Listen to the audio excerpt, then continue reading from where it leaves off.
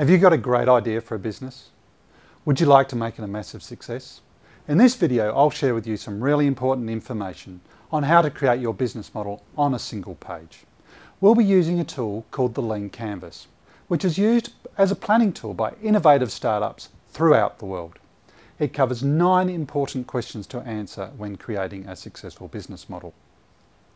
These questions are: what problem you will solve, who experiences this problem, why your solution will be unique, what will your solution do, how will you get it to market, how you will make money, what will it cost, how you measure success, and finally, what will be your unfair advantage against your competitors. Don't worry if there looks like a lot to take in. I'll go through it with you step by step. This model will help you to plan your business effectively. I'll let you know about some costly mistakes to avoid and help set you on the right track. I will also help you to refine your pitch to attract customers, investors and fans to your idea. To provide an example to follow, I'll talk about a project that is currently being worked on called Present. This project is to deliver software that helps presenters deliver more engaging presentations. My name is Justin Davies and I'm Managing Director of Imagination, a company that helps technology companies market and grow their businesses. We help connect innovative businesses and ideas to a market through clear branding, sales strategy and digital marketing. So back to your idea. Your idea may have started out of a want to solve a problem that has affected you or somebody that you know. You think that there's likely to be a big demand for your solution. However, you may be surprised to know that at this point, your idea isn't worth anything. It only becomes valuable when you create a clear business model that really focuses on how you'll be able to solve the problem for thousands of people.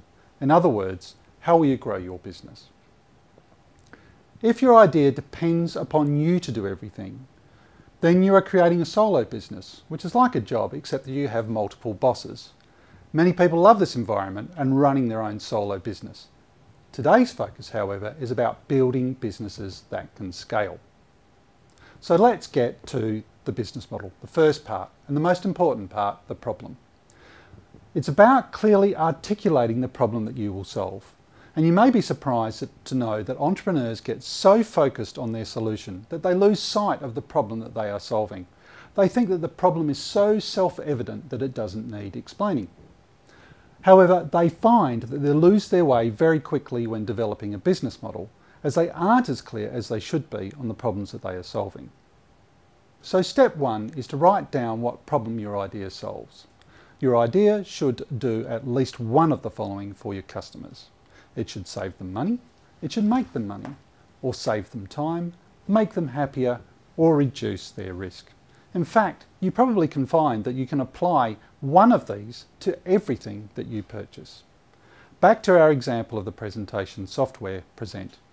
When delivering a presentation to an audience, providing your presentation PowerPoint, your contact details and interacting with everyone in the audience during the presentation is very difficult. If there was an easy way to do this, it would save me time, make me and my audience happier, and may make me more money, particularly if I'm hoping to create business relationships with the people in the audience. Once you've written down your idea, it's a good idea to test that it is an important problem to solve. Find somebody to pitch your idea to and tell them about the problem. Ask them to ask you, why is that important? Over and over again, 5 times. You'll be surprised how this quick test really clarifies if the problem you want to solve is significant. Customers. Now that you're clear on the problem that you are solving, the next step is to be clear on who you are solving the problem for. Many entrepreneurs solve problems for people that aren't willing to pay for them to be solved. For example, with Present, the original idea was to create a business called Card Exchange, to enable the easy sharing of contact information electronically rather than sharing that information via business cards and then having to key that in to your database. The target audience was business people who go to networking events. The research showed that this was a problem that these people wanted solved. Customer profiles were created for each target segment and researched more thoroughly.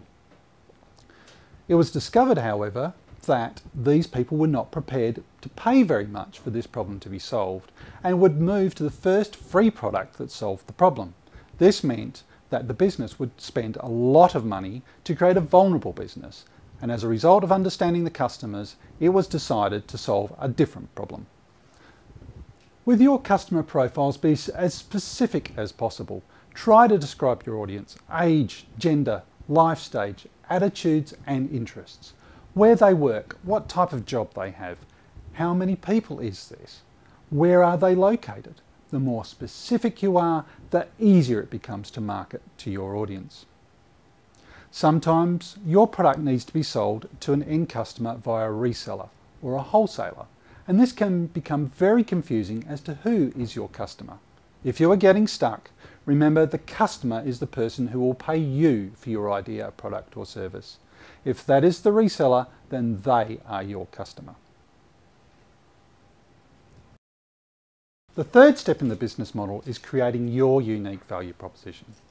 Now that you've defined the problem that you are solving and who you are solving the problem for, you can create your unique value proposition.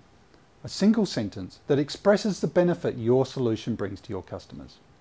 One way of expressing this is A is the B that does C for me.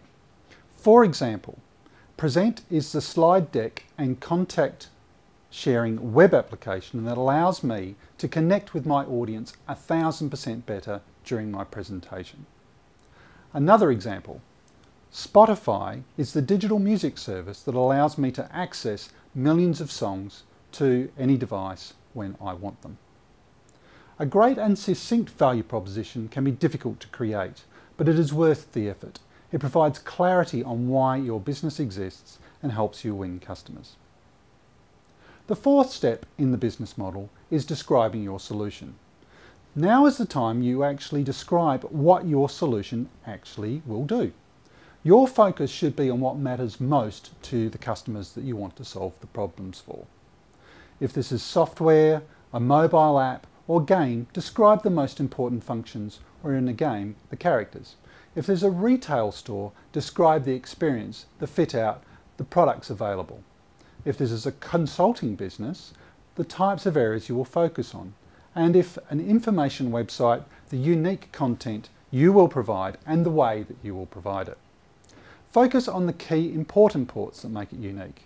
This is the value of the lean canvas. You can quickly focus on what's most important to a customer group rather than getting into the fine detail, and determine if the business model is viable. With the presentation software Present, it was determined that the most important features are enabling a presenter to allow their audience to interact during the presentation and easily share their slides and contact details with the audience. The fifth point in creating the business model is to look at your channels to market. How will you reach your customers? Will you market to them directly using online advertising, or will you approach these organisations already dealing with your prospective customers? Many entrepreneurs make the mistake of approaching the existing channel with a product that will make that channel lose money.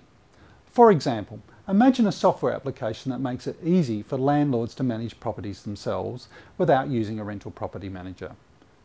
The entrepreneur approaches property managers to sell the application on the basis of taking a percentage of each license.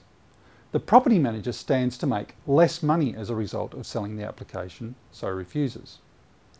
Another example is where the channel partner may make additional money by selling your product, but it may distract the channel partner from selling their core business, or the customers might not buy their existing product and your product as well. For Present, the model is to go to the audience direct and to also engage with conference promoters. The next point in creating the business model is to talk about revenue, point 6. How will your business make money? Many people get stuck at this point. Is it a fee for service? Is it a share of a transaction? Is it a percentage of sales? If you're not sure, look again at what your customers are buying now, what they value, and you'll be able to work it out from there. With Present, in this particular case, it has been determined to offer 4 presentations free per year before a presenter has to pay for the product. This is generally referred to as a freemium model. We give away something free in order to attract the customers. The next part of the business model is to look at our costs. This is point 7. What costs will your business have? There will be startup costs to create your business, operating costs to keep it operating, which is called operating expenses, some of which are fixed and some of which vary. The costs of delivering your product or service are referred to as the costs of goods sold. This is easy to work out if you're shipping a physical product or paying per unit for each item you sell. If you are selling a mobile app, then you have a revenue share with iTunes or the Google Store, and the single largest cost in your business will be people. You don't need to cover every single cost right now. You do need to understand the most important ones and how they change as your business grows and becomes more successful. So, point 8 of creating your lean canvas and creating your business model is KPIs, key performance indicators. They're used to measure how well you are doing along the path to success or not. Your KPIs help keep you heading in the right direction, and it isn't only sales. Back to the example of Present. Here are the KPIs that are important for that project. How many people visit the website, how many pages they visit, and how many people mention or interact with the product in social media. Then, in terms of engagement, we're interested in how many people create an account to use Present, how many people use the application more than once, and importantly, how many people buy. Monitoring and projecting your cash flow is vital for any business, and it's one of the most important metrics that you need to manage on a daily basis with every business. Out of all of these metrics that I've just talked about, one of these will be most important for your business, particularly in terms of growing. Our particular metric that is most important is the number of people that buy, but firstly is the number of people that actually engage and try the product. Business model, point 9, unfair advantage. Well, we're nearly done. We've got just one more item to finish off your great business model. Given everything that you've discovered, and now you can describe what it is that makes your product unique against your competitors. Investors need to know why your product will succeed, and in particular, if your competitors decide that you have a good idea that they want to copy, what advantage do you have? Are they focused in other areas? Will it take too long for them to catch up? Is it easier for them to just simply buy your business? I do hope you've enjoyed this presentation, and I wish you the very best of success.